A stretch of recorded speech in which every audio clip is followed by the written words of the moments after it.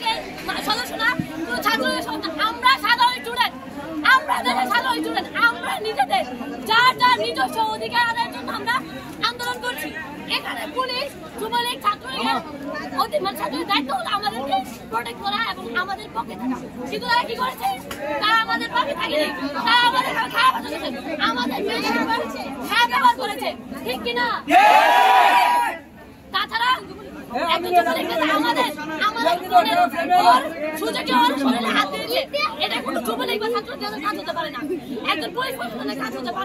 যেহেতু পুলিশ জানে যে আমরা সাধারণ স্টুডেন্ট এখানে আন্দোলন সামিল হচ্ছি, তো তারা তো অবশ্যই তাদের উচিত ছিল যে যারা যুবলীগে আছে, যারা ছাত্রলীগ আছে, তাদেরকে এখান থেকে সরিয়ে আমাদেরকে সুষ্ঠুভাবে মানববন্ধন দিয়ে আমাদেরকে প্রোটেক্ট করা। তার উচিত ছিল কিনা?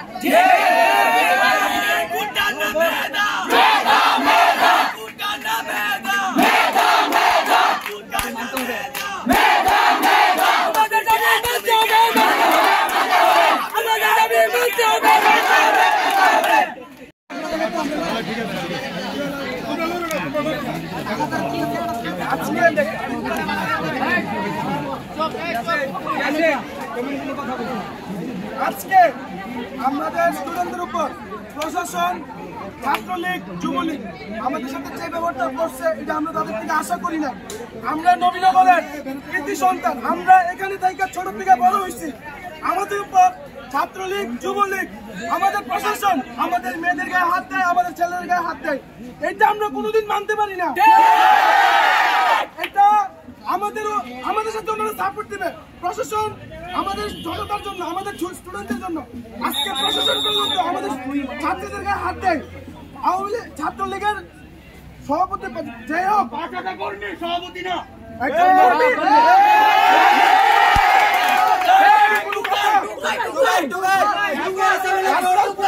ব্যবহার করে মানুষ ঠেঙের নিচে পড়ে আজকে আমাদের সাথে যে ব্যবহারটা ওনারা করছে, আজকে আমরা কোনো প্রিপারেশন নেই নাই। আমরা ইনশাআল্লাহ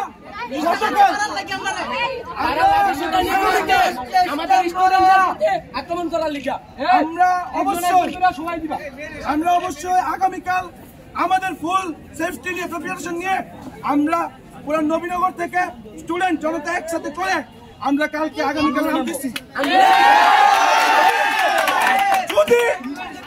যদি আওয়ামী লীগের কোন ছাত্রলীগ আমাদের সাথে, যুবলীগ যদি আমরা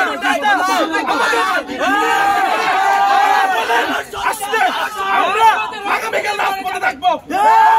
আমাদের বাবা দিতে পারছে, আমরাও দিব।